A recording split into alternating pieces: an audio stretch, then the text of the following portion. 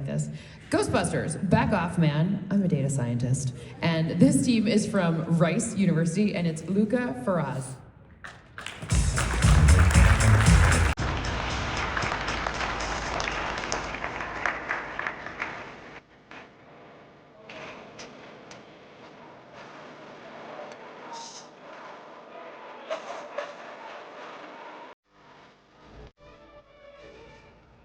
When the ball's in the air and it doesn't look good for the defense, who are you going to call?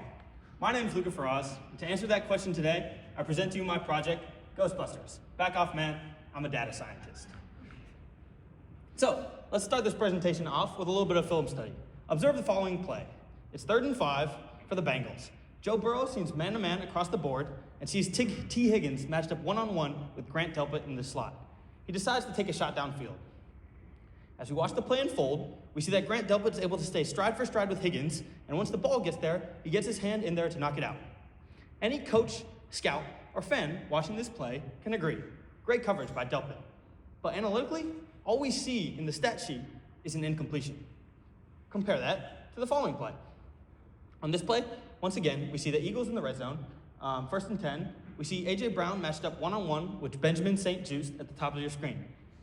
Again, Hurts looks to take a shot towards the end zone. We see St-Juste matched stride for stride with A.J. Brown, but a perfect throw by Hurts and an even better catch from Brown results in a touchdown, despite relatively good coverage by St-Juste. When we look at the stat sheet after this play, all we see is a completion allowed by St-Juste and a touchdown allowed.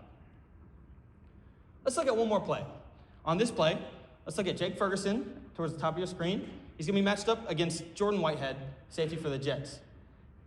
As the play starts, we see that Ferguson's able to get himself open towards the back of the end zone.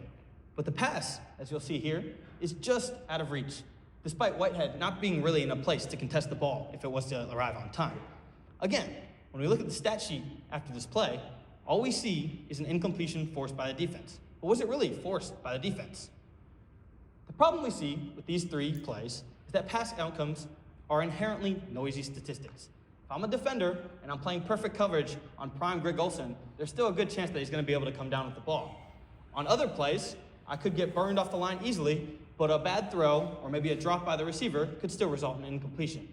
So if we want to evaluate coverage skill on a league average baseline, we need to look at what the defender can actually control, and that's their positioning at the time the ball lands, not necessarily what happens when the ball gets there. So how do we solve this? My solution is a 3-step pipeline. Step 1, we look at the information about the play context, and we come up with potential alternative locations that the defenders could be in at the time the ball arrives. Step 2, we evaluate the impact that the defender could have had they been in any of these alternative positions. And then step 3, we compare what the defender actually did on the play, where they actually ended up, to all of the different spots that they could have been to see how well or poorly did this defender perform in relation to what we'd expect other defenders throughout the league to do. The first step is what we call ghost defenders. We simulate thousands of hypothetical league average defenders based on the same play context. These defenders observe the same route, the same throw, the same receiver, and the same timing. But we see that the one thing that changes between these defenders is their positioning. From what we observe throughout the data that provided by the league, we see that defenders can end up in a wide variety of different places. As such, we're able to measure exactly where they could have gone.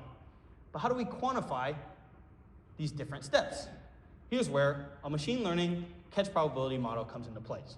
We take the raw tracking data provided by the league, feed it into our model, look at where every player was on the field at the time of the catch, with or without the ghost defenders, and look at the probability that the catch was made given the different locations we could see the defender.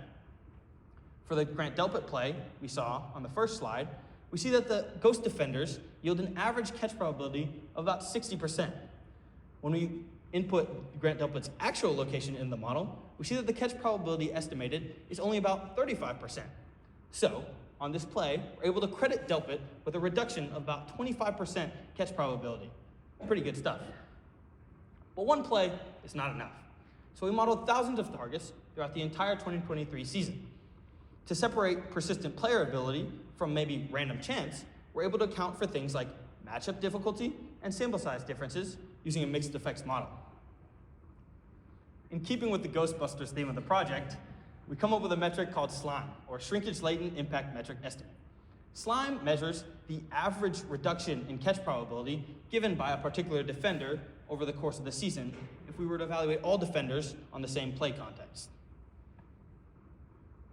This slide shows the top and bottom defenders when we look at our metric for 2023. At the top of the leaderboard, we see a bunch of shutdown corners, like Jalen Johnson and Deron Bland, both named to the All-Pro team in 2023. We see here that the lower numbers are better for the defense as you're reducing catch probability. For example, Derek Stingley, on an average play, we'd expect that the impact of having Stingley, as opposed to maybe a different cornerback, is about a reduction in about 4.6% completion probability. On the other side, we see that some of the less slimy defenders are mostly off-ball linebackers who aren't typically asked to cover in space and are less likely to be able to adjust well when the ball's in the air. But why does this matter? One thing that's important to note is that at no point in our modeling process are we feeding the model direct information about the actual pass outcome. We don't tell the model whether the pass is caught or not caught. We just ask it to evaluate the impact of different positioning. However, when we look at the model results, we still see that lower slime correlates pretty well with a lower completion percentage allowed. If you look at the green teams in the bottom left corner, these are teams with lower average slime scores. They tend to allow lower completions. Makes sense? On the opposite side, and the teams in red, we see that the higher average slime scores tend to allow more completions and tend to be less effective in pass coverage as a whole. When we're moving on, we can take insights from this model in 3 different facets of football. If I'm a scout, I'm able to now account for the fact that the play context could skew what might happen on a given play and be able to look at coverage ability independent of what maybe actually happened on the play. If I'm a coach and I'm reviewing film study the Monday after a game, I can look at all the different locations that my players could have been on a given play and analyze whether they performed well or poorly on a play-by-play basis. And if I'm a roster decision maker or someone in player personnel, I can evaluate different coverage defenders, for example, in free agency, on the same baseline and be able to quantify more directly the impact of having one defender versus another.